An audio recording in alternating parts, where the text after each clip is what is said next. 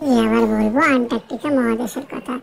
যদিও এর আগেও এই গল্প তোমাদেরকে বলেছি, তবে আজ আরেকটা গল্প শোনো।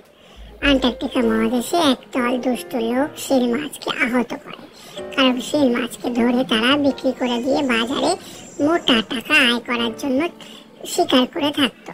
সেই সময় কিছু ভালো মানুষের কাছে এই খবর যাওয়াতে তারা তাড়াতাড়ি সেখানে গিয়ে পৌঁছায় এবং আহত শিল মাছটিকে তারা উদ্ধার করে। এরপর তারা দীর্ঘক্ষণ ধরে তার চিকিৎসা করার পর তাকে যখন খানিকটা সুস্থ বোধ হয় তাকে ছেড়ে দেয়। দেখতে পাচ্ছ শিল মাছটা আনন্দে আবার সেই তার নিজের জায়গায় ফিরে যায়। এরপরে ঠিক মানুষ একটা তিমি মাছকেও এইভাবে বাঁচায়। তিমি মাছটাকে কিছু মানুষ এরকম ভাবে আক্রমণ করায় সেও কিন্তু প্রায় মরে যেতে বসেছিল। তখন কিছু ভালো মানুষ তাকে উদ্ধার করে। কেমন লাগলো ভিডিওটা অবশ্যই জানিও, কমেন্টস করো আর চ্যানেলটা সাবস্ক্রাইব করো। এরকম গল্প আরও আমরা তোমাকে বলবো।